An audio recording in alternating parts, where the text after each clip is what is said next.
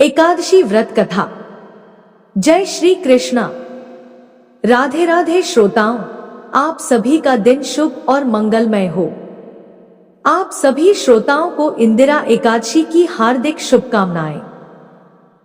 शास्त्रों में बार बार यह उल्लेख मिलता है कि भगवान अपने भक्तों के भाव के अनुसार ही स्वयं को प्रकट करते हैं। अगर कोई भक्त उन्हें बाल रूप में देखना चाहता है तो वे नन्हे शिशु बनकर उसकी गोद में खेलते हैं। अगर कोई उन्हें मित्र मानकर पुकारता है तो वे सखा बनकर उसके साथ हंसी खुशी लीलाएं करते हैं। और अगर कोई उन्हें सर्वेश्वर रूप में स्मरण करता है तो वे विराट स्वरूप में दर्शन दे देते हैं। यही है भगवान की अनुपम करुणा और लीलामय शक्ति।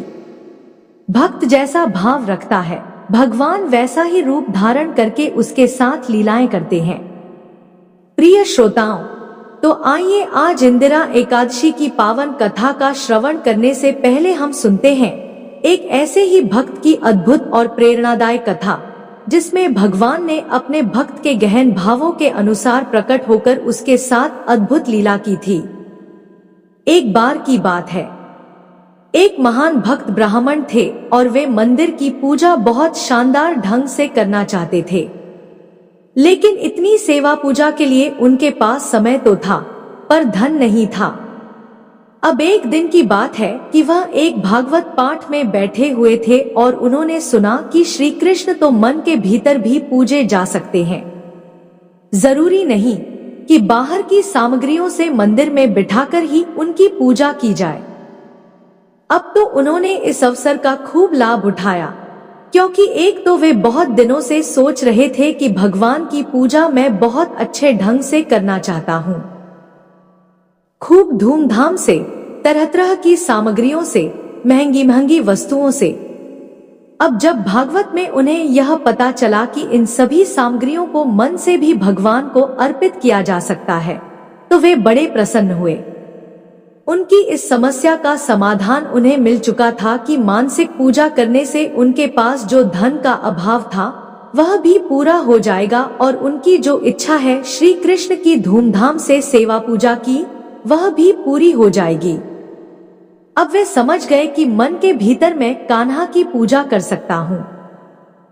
तो वह गोदावरी नदी में स्नान करने के बाद एक पेड़ के नीचे एक दिन बैठे हुए थे और अपने मन में देखिए कैसी कल्पना कर रहे हैं। मन ही मन वे कल्पना कर रहे थे कि एक बहुत सुंदर सिंहासन उन्होंने बनाया है, जिसमें खूब हीरे मोती जड़े हुए हैं, और वह हीरे मोती जड़ा हुआ सिंहासन खूब दमक रहा था, चमक रहा था। अब उसी चमकते हुए बहुत सुंदर मूल्यवान सिंहासन पर उन ब्राह्मण ने मानसिक कल्पना करते हुए अपने कान्हा जी को विराजित किया और कान्हा जी को उन्होंने खूब महंगी पोशाक धारण कराई। एक से एक महंगे मणिमाणिक्य के जड़े हुए गहने आदि उन्हें धारण करवाए। अब वह ब्राह्मण देवता एक साथ ही तो इतनी सारी नदियों का जल लाकर अपने कान्हा का अभिषेक नहीं करा सकते थे, तो उन्होंने मन ही मन गंगा जी, यमुना जी, गोदावरी, नर्मदा और कावेरी का स्मरण किया। इन सभी नदियों के जल से वे मानसिक अभिषेक करने लगे। फिर अभिषेक करने के बाद खूब तरह तरह के ताजे, सुंदर सुंदर, रंग बिरंगे फूलों से उनका श्रृंगार करने लगे। उन्हीं फूलों से उन्होंने अपने कान्हा के लिए माला बनाई और माला के साथ उनके विग्रह का खूब श्रृंगार और पूजन भी साथ साथ चल रहा था। अब श्रृंगार और अभिषेक करने के बाद उन्हें स्मरण हुआ कि मेरे कान्हा तो बहुत देर से भूखे होंगे, क्यों न आज उनके लिए तरह तरह का स्वादिष्ट व्यंजन पकाया जाए। और व्यंजन भी क्यों, आज तो 56 भोग मैं अपने कान्हा के लिए तैयार करूंगा। मेरे पास तो धन का अभाव है ही नहीं, अब तो मैं शुद्ध देसी घी में कान्हा के लिए भोग तैयार कर रहा हूँ। आज उनकी इच्छा हुई कि क्यों न कान्हा को घी में भुने हुए मीठे चावल खिलाए जाए, तो वे उनके लिए मीठे चावल पका रहे थे, जिसे परमन्ना कहा जाता है। अब वह भक्त ब्राह्मण यह देखना चाहते थे कि कहीं वह भोग ज्यादा गर्म तो नहीं है, क्योंकि परमन्ना का भोग ठंडा लगाया जाता है, गर्म नहीं। यही देखने के लिए उन भक्त ब्राह्मण ने जैसे ही परमन्ना में अपनी उंगली डालकर चेक करना चाहा, उनकी उंगली जल गई क्योंकि वह गर्मागर्म था। तभी उनका ध्यान टूटा क्योंकि वहां तो कुछ भी नहीं था। लेकिन वे मानसिक भाव में इतने डूबे हुए थे, अपनी सुध-बुध ऐसी खो बैठे थे कि उन्हें यह भी नहीं पता था कि यह सारा भाव वे मन से कर रहे हैं और मानसिक रूप से ही परमन्ना तैयार कर रहे हैं। लेकिन उनके भाव सच्चे थे और वह सच्चे मन से ही परमन्ना को यह चेक करना चाहते थे कि कहीं वह ज्यादा गर्म तो नहीं है। एकादशी व्रत कथा कहीं उनके कान्हा का मुंह तो नहीं जल जाएगा। अब उसी भाव में डूबे हुए जैसे ही उन्होंने परमन्ना में उंगली डाली, उनकी उंगली जल गई। अब जब उनका ध्यान टूटा तो वहां उन्होंने क्या देखा? वहां तो कुछ भी नहीं है, बल्कि वे तो एक पेड़ के नीचे बैठे हुए हैं और यह सब कुछ उनके भीतर ही भीतर उनके मन में चल रहा था। वे मन में ही यह सब कुछ कर रहे थे। अब उन्होंने अपनी उंगली देखी, वह तो जली हुई थी। यह देखकर वे हैरान रह गए कि ऐसा कैसे हो सकता है। और उधर बैकुंठ लोक से श्री नारायण भगवान मुस्कुरा रहे थे अपने उस भक्त को देखकर। उन्हें मुस्कुराते देखकर देवी लक्ष्मी ने पूछा, प्रभु आप क्यों मुस्कुरा रहे हैं? कारण मुझे भी तो बताइए। तब भगवान ने देवी को धरती लोक पर बैठे उस भक्त की ओर इशारा करके कहा, देवी वो देखिए, मेरा एक भक्त ऐसा है, कितना अनोखा है, जो मेरी इस तरह भाव से पूजा करता है। अब मेरे दूतों को तुरंत भेजा जाए उसे बैकुंठ लाने के लिए। तो भक्ति योग इतना अच्छा है, मानसिक भाव इतना अच्छा है कि भले ही आपके पास भगवान की भव्य पूजा के लिए साधन न हो और आपके पास घंटों बैठकर पूजा करने का समय भी न हो, तब भी आप अपने मन के भीतर सच्चे भाव से सब कुछ कर सकते हैं। एक दिन की बात है, श्रीनाथ जी श्री श्याम ढाक यानी श्री गोसाई जी की बैठक पर विराजमान थे और आनंद पूर्वक बांसुरी बजा रहे थे। नीचे सभी गोप बालक बैठे हुए थे और थोड़ी ही दूरी पर एक चबूतरे पर गोविंद दास जी भाव में डूबे हुए पद गा रहे थे। सभी बांसुरी की धुन और पद में भाव विभोर थे। उसी समय ठाकुर जी के मंदिर में दोपहर के भोग का समय हो गया। दोपहर के भोग को उत्थापन भोग कहते हैं। श्री विट्ठलनाथ जी यानी गोसाई जी स्नान करके सेवा के लिए मंदिर में आ गए। जब श्रीनाथ जी ने देखा कि गोसाई जी मंदिर में प्रवेश कर चुके हैं और इधर वे श्याम ढाक पर ही बैठे हुए हैं, तो वे तुरंत कूद पड़े और दौड़कर जा पहुंचे मंदिर में और जाकर सिंहासन पर विराजमान हो गए। लेकिन जब वे कूदे थे तो उनकी नई पोशाक का एक किनारा ढाक की लकड़ी में फंस गया और फट गया और वह टुकड़ा वहीं चबूतरे पर रह गया। इधर गोसाई जी ने जब मंदिर के पट खोले और श्रीनाथ जी का दर्शन किया तो देखा कि पोशाक तो बिल्कुल नई है, लेकिन फटी हुई है। यह देखकर चौंक पड़े, पोशाक कैसे फट गई? फिर पूछने लगे, ठाकुर जी यह नई नई पोशाक भला कैसे फट गई? आप तो भीतर विराजमान है, फिर यह फट कैसे सकती है? श्रीनाथ जी तो मारे डर के चुप हो गए, बस नजरें चुराने लगे और सिर झुका लिया, कुछ भी उत्तर नहीं दिया। उत्तर देते कैसे? पोल पट्टी जो खुल जानी थी। अब तो गोसाई जी ने सारे सेवकों को बुलाया और पूछने लगे, कोई भीतर आया था क्या? सेवकों ने कहा, नहीं महाराज, भीतर तो कोई भी नहीं आया, आप ही पहले पधारे हैं। इधर अब श्रीनाथ जी चुप, सेवकों ने भी इनकार कर दिया। तो अब इस बात का पता कैसे चले कि पोशाक फटी कैसे? अब गोसाई जी ने कुछ भी नहीं कहा, ठाकुर जी को भोग लगाया और फिर से बैठक में जाकर गहरी सोच में बैठ गए कि आखिरकार पोशाक फटी तो फटी कैसे होगी। थोड़ी ही देर में गोविंद दास जी आए और देखा कि गोसाई जी आज बहुत दुखी और चिंतित लग रहे हैं, शांत भी हैं। तो बोले, महाराज आप उदास क्यों बैठे हो? आज आपका मुख भी प्रसन्न नहीं लग रहा, कोई बात हुई है क्या? बताइए। तो गोसाई जी बोले, बस ऐसे ही बैठा हूं, कोई विशेष बात नहीं हुई है। गोविंद दास जी ने तुरंत कहा, नहीं नहीं, कोई तो लीला जरूर हुई है, बताइए ना, क्या हुआ? गोसाई जी बोले, क्या बताऊं? आज मंदिर में आया तो देखा ठाकुर जी की पोशाक बिल्कुल नई थी, कोरी थी, एकदम नई नई, आज फटी हुई है। अब मुझे तो यही चिंता हो रही है कि भला यह कैसे हो गया, कहीं सेवा में कोई भूल तो नहीं हो गई। इतना सुनते ही गोविंद दास जी तो ठठाकर हंस पड़े। कहने लगे, महाराज आप भी ना कितने भोले हैं। ये ठाकुर जी ना जितने सीधे दिखते हैं उतने हैं नहीं। यह तो आज श्याम ढाक पर बंसी बजा रहे थे और जब उत्थापन भोग का समय हुआ तो इन्हें ध्यान आया और यह वहां से झटपट कूद पड़े। कूदते समय इनकी पोशाक फंस गई और फट गई। और आप सोच रहे हैं कि आपके ठाकुर जी तो बड़े शांत सज्जन हैं। नहीं, यह तो दरअसल बहुत बड़े शरारती हैं। चलिए मेरे साथ, मैं आपको दिखाता हूं। अब गोविंद दास जी गोसाई जी का हाथ पकड़कर श्याम ढाक पर ले गए। वहीं लकड़ी में फंसी हुई पोशाक का फटा टुकड़ा दिख गया।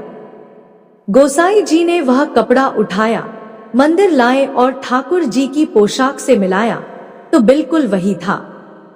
उन्होंने श्रीनाथ जी की ओर देखा और मुस्कुराकर पूछा, यह कैसे हुआ? श्रीनाथ जी फिर से सिर झुका गए, एक शब्द भी नहीं बोले। अब तो गोसाई जी और गोविंद दास जी दोनों हंस पड़े। उस दिन से गोसाई जी ने सेवा का एक और नया नियम बनाया। भोग से पहले 3 बार घंटानाद और शंखनाद किया जाए, ताकि ठाकुर जी जहां कहीं भी लीला कर रहे हों तो समय पर वापस आ जाएं, ताकि उन्हें फिर से इस तरह कूदना ना पड़े और अपनी नई नई पोशाक ना फड़वाना पड़े। वरना क्या पता, आज तो पोशाक ही फड़वा कर लाए हैं, कल को कहीं चोट खरोच लग गई तो तब क्या होगा? तो ठाकुर जी अपने सखा गोविंद दास जी के साथ ऐसी ऐसी लीलाएं करते रहते हैं, ऐसे ऐसे खेल करते रहते हैं। गोविंद स्वामी तो सदैव भगवत प्रेम में मस्त रहते थे। एक बार वे गिरिराज जी की तलहटी में खड़े खड़े लघु शंका कर रहे थे। उसी समय परिक्रमा मार्ग से कई सारे वैष्णव जन निकल रहे थे। अब गोविंद स्वामी जी ने देखा कि इतने बड़े सम्मानीय वैष्णव सामने हैं, तो ना तो गिरिराज जी की ओर मुंह कर पा रहे हैं, ना ही परिक्रमा मार्ग की ओर। तो बीच में ही खड़े होकर उन्होंने लघु शंका कर दी। अब कई वैष्णवों ने देखा तो उन्हें यह दृश्य बड़ा खटका। उन्हें लगा कि गोविंद स्वामी जैसे महापुरुष को इस प्रकार का आचरण तो शोभा नहीं देता। उन्होंने जाकर गोसाई जी से शिकायत लगा दी, इनके आचरण में बिल्कुल भी पवित्रता नहीं है। अरे, शौच और लघु शंका की भी एक मर्यादा होती है, मर्यादा। इन्हें कुछ तो समझाइए। अब भला गोसाई जी उन्हें क्या समझाते? वो उन्हें कैसे समझाते? क्योंकि खुद ठाकुर जी तो अपने सखा गोविंद दास जी के साथ शौच करते हुए तक भी खेल दिखाते थे। जिस समय गोविंद दास जी शौच में बैठे होते थे, वह उस समय भी उन्हें नहीं छोड़ते थे। यहाँ तक कि उस समय उनके ऊपर फूल फेंक फेंक कर मारते थे।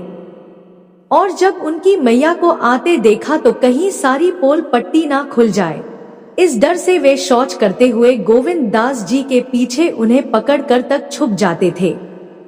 तो भला उनके लिए यह भाव कैसा? खैर, जो भी था, गोसाई जी ने श्री गोविंद स्वामी जी से पूछा, यह क्या कर रहे थे तुम? इतने बड़े वैष्णव होकर तुमने लघु शंका परिक्रमा मार्ग में खड़े खड़े कर दी। क्या तुमने वैष्णव सदाचार को ही त्याग दिया है? तो गोविंद स्वामी ने बड़े सरल भाव से उत्तर दिया, महाराज, जब घोड़ा खड़े खड़े लघु शंका करता है तब तो कोई उसे दोष नहीं देता, क्योंकि वो घोड़ा है, उसके लिए कोई पद्धति नहीं। उस क्षण में गोविंदा दास वैष्णव नहीं था, बल्कि मैं तो घोड़ा था, घोड़ा। अब गोसाई जी ने सुना तो चौंक गए। बोले, यह क्या कह रहे हो तुम? गोविंद स्वामी ने मुस्कुराते हुए कहा, महाराज, उस समय मेरे कंधे पर स्वयं श्रीनाथ जी विराजमान थे। मैंने उनसे कहा कि मुझे लघु शंका करनी है तो वैसे ही करो। मैं तो बस वही कर रहा था और उस समय मैं भक्त नहीं था, बल्कि मैं तो उनका घोड़ा था और वे मेरे ऊपर बैठकर सवारी कर रहे थे। अब गोविंद दास जी का यह उत्तर सुनकर समस्त वैष्णवों की आंखें खुल गईं। उन्हें समझ में आ गया कि गोविंद स्वामी जैसे महापुरुष किसी सामान्य नियम के दायरे में नहीं बांधे जा सकते। उनके लिए सब नियम अलग हैं। लेकिन यह सब कुछ केवल और केवल सिद्ध महापुरुषों के लिए है। हम जैसे साधकों को नियमों और मर्यादा का पालन तो अवश्य करना चाहिए। अगर हम बिना योग्यता के सिद्धों जैसा आचरण करने लगे, केवल कथा सुनकर वैसे वैसे भाव रखने लगे या वैसे वैसे काम हम करने लगे, तो हमारी तो बुद्धि भ्रष्ट हो जाएगी। हमारा तो जीवन ही व्यर्थ हो जाएगा और हमें घोर नरक में जाना पड़ेगा। इसलिए शास्त्रों के अनुसार जो उचित है केवल वही करें। किसी भी महापुरुष के व्यवहार की नकल बिल्कुल ना करें। और गोविंद स्वामी जैसे सिद्ध संत तो विधि निषेध से परे हैं। उन्हें कोई नियम नहीं बांध सकता, क्योंकि उनके साथ तो स्वयं ठाकुर जी खेलते हैं। सभी प्रेम से बोलिए, श्रीनाथ जी की जय, भक्त गोविंद दास जी की जय। प्रिय श्रोताओं, अब कल्पना कीजिए हस्तिनापुर का भव्य महल, जहां चारों ओर गहन निस्तब्धता छाई हुई है। समय है प्रातःकाल का, जब भाद्रपद का महीना समाप्त होकर आश्विन मास का आगमन हो चुका है। हल्की हल्की ठंडी हवा महल की खिड़कियों से होकर भीतर प्रवेश कर रही है और वातावरण में वैदिक स्तोत्रों की धीमी गूंज सुनाई पड़ रही है। इसी बीच महल के एक शांत कक्ष में धर्मराज युधिष्ठिर बैठे हुए हैं। उनके मन में गहरी जिज्ञासा है कि पितृ पक्ष का यह काल इतना महत्वपूर्ण क्यों है। आश्विन मास के कृष्ण पक्ष की एकादशी का क्या महत्व है और कैसे इस व्रत से हमारे पितरों की मुक्ति और कल्याण संभव है। उनकी आंखें द्वार की ओर लगी हुई हैं, मानो किसी दिव्य आगमन की प्रतीक्षा कर रही हों। और अचानक ही एक अलौकिक आभा से पूरा महल आलोकित हो उठता है। मंद मुस्कान और करुणा से भरे नेत्रों के साथ स्वयं द्वारकाधीश श्री कृष्ण वहां प्रकट होते हैं। युधिष्ठिर महाराज तुरंत उठ खड़े होते हैं, हाथ जोड़कर प्रभु को प्रणाम करते हैं और विनम्र भाव से कहते हैं, हे माधव, कृपा कर मुझे बताइए कि इस इंदिरा एकादशी का क्या महत्व है और इसके व्रत का पालन कैसे किया जाता है। तब श्री कृष्ण अपनी मधुर वाणी में धर्मराज की जिज्ञासाओं का समाधान करने लगते हैं और इंदिरा एकादशी की महिमा का विस्तृत वर्णन करते हैं।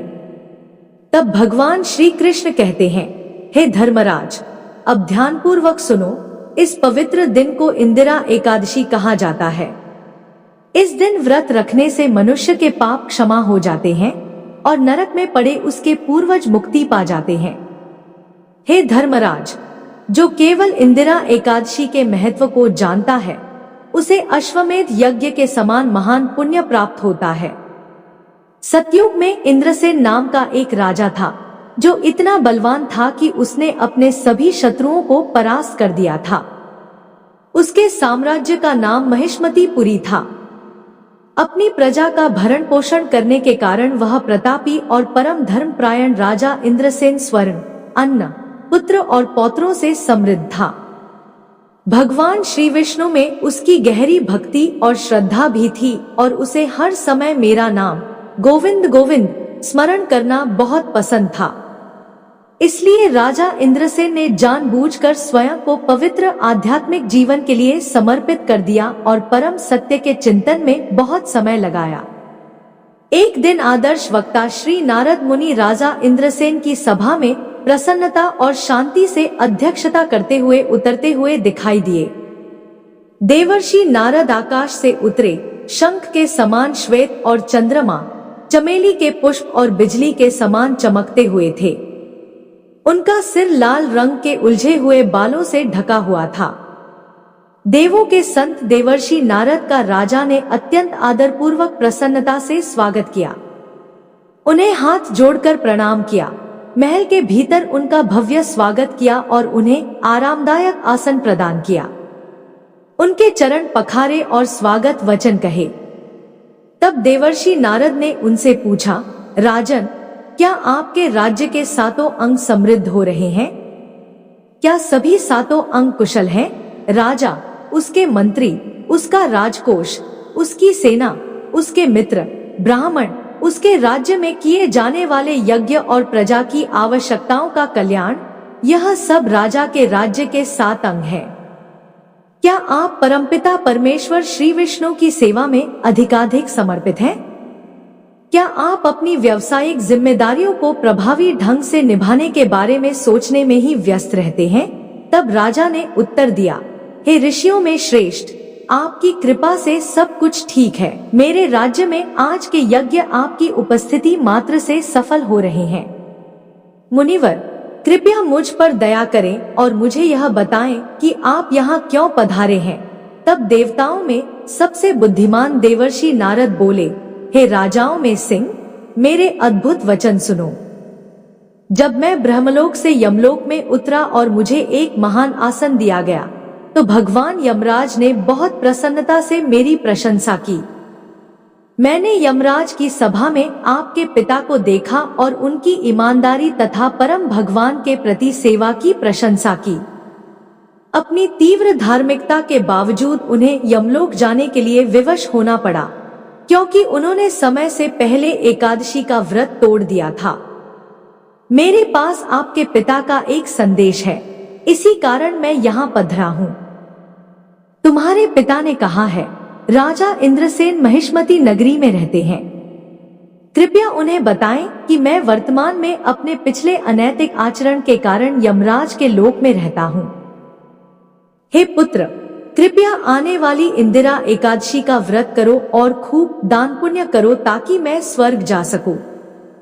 कृपया मेरे पुत्र को मेरा यह संदेश पहुंचा दो। तब देवर्षि नारद जी ने आगे कहा, हे राजन, मैं आपके पास केवल यही संदेश देने आया हूँ। यदि आप अपने पिता के कल्याण हेतु इंदिरा एकादशी का व्रत रखें, तो यह आपके लिए लाभदायक होगा। तब राजा ने विनम्र होकर पूछा, हे देवर्षि, कृपया करके आप मुझे एकादशी का व्रत करने की विधि बताएं। कृपया मुझे यह भी बताएं कि यह व्रत किस माह और किस दिन पड़ता है। तब देवर्षि नारद ने उत्तर दिया, हे राजन, कृपया सुनिए, मैं आपको इंदिरा एकादशी व्रत की पूरी विधि बता रहा हूँ। यह एकादशी आश्विन माह के कृष्ण पक्ष की एकादशी तिथि को आती है। हे राजन, यदि तुम इस प्रकार इंद्रिय संयम से इंदिरा एकादशी का व्रत करोगे, तो तुम्हारे पिता अवश्य ही भगवान विष्णु के धाम को प्राप्त होंगे। ऐसा कहकर देवर्षि नारद तुरंत ही किसी अन्य व्यक्ति को आशीर्वाद देने के लिए वहां से चले गए। तब राजा इंद्रसेन ने अपने परिवार जनों और दास प्रजा की सहायता से ठीक उसी प्रकार व्रत रखा, जैसा कि देवर्षि नारद ने बताया था। द्वादशी तिथि को जब उन्होंने अपना व्रत खोला, तो आकाश से पुष्प बरसने लगे। इस व्रत के पुण्य से इंद्रसेन महाराज अपने पिता को यमराज के शासन से मुक्त कर सके और उन्हें पूर्ण आध्यात्मिक शरीर प्राप्त हुआ। वास्तव में इंद्रसेन ने उन्हें गरुड़ वाहन पर सवार होकर भगवान श्रीहरि के धाम जाते हुए देखा था। जब अपने पुत्र को राजगद्दी सौंपने का समय आया, तो उन्होंने बिना किसी चिंता के अपने पुत्र को अपनी जगह पर राजगद्दी पर बिठाया और वे खुद बैकुंठ लोक चले गए। हे धर्मराज, यह इंदिरा एकादशी की महिमा है, जो आश्विन माह के कृष्ण पक्ष की एकादशी तिथि को आती है। हे धर्मराज, एकादशी से एक दिन पहले दशमी तिथि को प्रातःकाल उठकर स्नान करें और पूर्ण विश्वास के साथ भगवान की कुछ सेवा करें। दोपहर के समय बहते पानी के नीचे दोबारा स्नान करें और फिर आस्था और समर्पण के साथ अपने पूर्वजों को तर्पण दें। इस बात का ध्यान रखें कि आप दशमी तिथि के दिन केवल एक बार ही भोजन करें और रात को जमीन पर बिस्तर बिछाकर सोएं।